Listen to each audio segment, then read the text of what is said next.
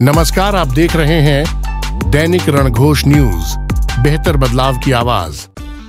Video की शुरुआत करने से पहले आपसे अनुरोध है कि हमारे चैनल को सब्सक्राइब जरूर कर लें।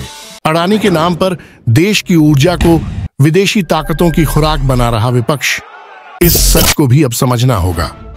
देश में पिछले कुछ समय से किसी न किसी वजह को आधार बनाकर अंतर्राष्ट्रीय स्तर पर भारत की छवि पर लगातार हमला जारी है। विदेशी ताकतों की हरकतें तो समझ में आती है, लेकिन जब अपने ही देश से निकलने वाली कई तरह की आवाजें कानों में पड़ती है।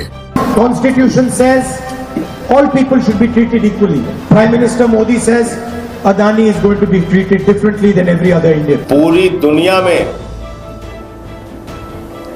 प्रधानमंत्री जी के दोस्त अडानी ने भारत को शर्मसार किया है। तो भारतीय नागरिक होने के नाते यह जरूरी हो जाता है कि इन आवाजों को सुनकर बहकने की बजाय बेहद संजीदगी के साथ समझते हुए अपने राष्ट्र के साथ मजबूती के साथ खड़े नजर आए।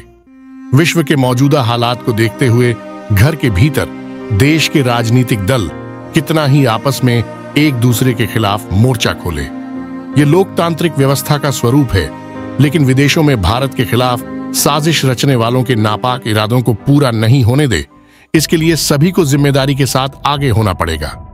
पिछले दिनों देश के मशहूर उद्योगपति गौतम अडानी पर रिश्वत धोखाधड़ी के नए मामले को लेकर देश में जबरदस्त बहस छिड़ी हुई है, जो अब देश की मर्यादा को चीरती हुई विश्व पटल पर भारत की छवि को खराब करने का एक बार फिर दुस्साहस कर रही है। इसीलिए जरूरी हो गया है कि इस मामले को अलग अलग दृष्टिकोण से समझते हुए इसके पीछे छिपे एजेंडे को सामने रखा जाए। यह महज अधिकारियों को रिश्वत देने का मामला नहीं है। थोड़ा पीछे जाए तो इस तरह का माहौल पहले भी बनाया गया था, जिसमें कारपोरेट जगत की गतिविधियों पर नजर रखने वाली अमेरिका की हिंडनबर्ग एजेंसी ने अडानी समूह पर एक साथ कई ताबड़तोड़ खुलासे कर भारतीय बाजार, विशेष तौर से शेयर बाजार को खत्म करने का खेल रचा था। इस एजेंसी को खुराक रे देश के उन राजनीतिक दलों से मिल रही है जो अपने वजूद को बचाए रखने के लिए देश की अखंडता की मर्यादा को भी पार करते जा रहे थे। आइए इस मामले के संपूर्ण पहलुओं को परखते हुए सच के करीब पहुंचते हैं। कुछ दिन पहले अमेरिकी न्याय विभाग ने भारत में राज्यों के बिजली वितरण कंपनियों के साथ आकर्षक सोलर पावर आपूर्ति अनुबंध हासिल करने के लिए भारत सरकार के अधिकारियों को कथित तौर पर 2029 करोड़ रुपए की रिश्वत की पेशकश का आरोप लगाया था। इस मामले में अडानी समूह के अध्यक्ष गौतम अडानी, उनके भतीजे सागर अडानी और 6 अन्य को दोषी ठहराया था। यह मामला देखते ही देखते विदेशी मीडिया से होता हुआ देश में आग की तरह फैल गया। कांग्रेस समेत अन्य विरोधी दलों ने मीडिया के अलग अलग प्लेटफॉर्म से भाजपा की केंद्र सरकार पर जमकर हमला कर दिया। एक बार तो लगा कि भाजपा पूरी तरह से हाशिए पर आ गई है, लेकिन जैसे ही समय गुजरता गया हकीकत से पर्दा हटने लगा। विपक्ष इससे पहले कि संसद और सड़क पर शोर मचाकर इस पूरे मामले को प्रधानमंत्री नरेंद्र मोदी से जोड़कर एक माहौल खड़ा करता, अमेरिका के न्याय विभाग ने स्पष्ट कर दिया कि उन्होंने गौतम अडानी, उनके भतीजे सागर अडानी और वरिष्ठ अधिकारी विनीत जैन पर कोई रिश्वत लेने का आरोप नहीं लगाया है। ये जानकारी अडानी ग्रीन एनर्जी लिमिटेड ने स्टॉक एक्सचेंज में जमा की गई ताजा रिपोर्ट में दी है। अडानी ग्रीन एनर्जी लिमिटेड ने दावा किया है कि अडानी अधिकारियों पर रिश्वत या भ्रष्टाचार के आरोप लगाने वाली सभी खबरें गलत हैं। यहां सबसे बड़ा सवाल यह है कि इस घटनाक्रम का समय उस समय सुनिश्चित किया गया जब हरियाणा में भाजपा ने शानदार बहुमत के साथ तीसरी बार सरकार बनाई थी, जिसका सीधा असर महाराष्ट्र, झारखंड के होने वाले चुनावों पर पड़ना लाजिमी था।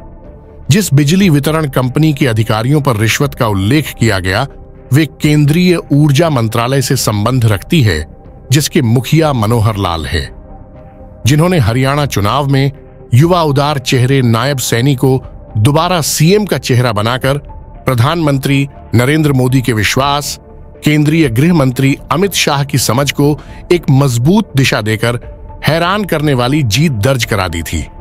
सदन में जब यह मामला गूंजा, उस समय बहस के दौरान यह बताया गया कि इस पर चर्चा करने का निर्णय बिजनेस एडवाइजरी कमेटीज पर निर्भर करता है और इसके लिए लोकसभा अध्यक्ष और राज्यसभा के सभापति की मंजूरी जरूरी है। इतना ही नहीं, भाजपा की तरफ से अमेरिकी कोर्ट में जमा दस्तावेज के हवाले से जो दावा किया गया वह भी हैरान करने वाला रहा। रिपोर्ट में इन गड़बड़ियों को 2021 से 2022 के बीच के होने का आरोप लगाया गया है।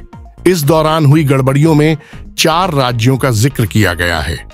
इन राज्यों में छत्तीसगढ़, आंध्र प्रदेश, तमिलनाडु और ओडिशा शामिल हैं। इन चारों राज्यों में उस समय न तो भाजपा की सरकार थी और न ही इन राज्यों में भाजपा समर्थित सरकार थी। चारों राज्यों में कांग्रेस और अन्य विपक्षी दलों की सरकारें थीं। देखा जाए तो विपक्ष ने आनन फानन में इस मुद्दे को जिस तरह विदेशी मीडिया के प्लेटफॉर्म पर उछालकर जो शोर मचाया, उसने भाजपा नेताओं के उन दावों को भी मजबूत करने का काम किया है जिसमें वे लगातार कह रहे हैं कि कांग्रेस को चलाने वाले नेता विदेश में बैठे देश विरोधी ताकतों के साथ मिलकर भारतीय शेयर बाजार को खत्म करना चाहते हैं।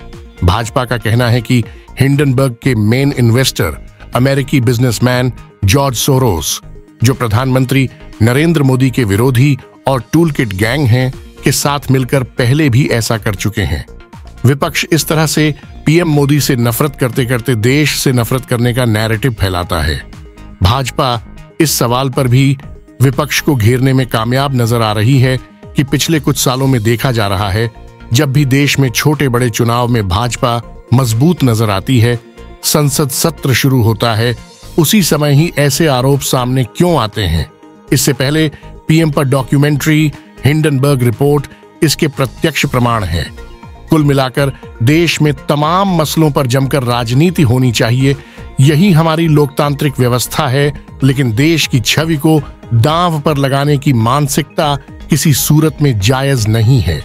अडानी के मामले में एक बार फिर ऐसा ही महसूस करा जा रहा है।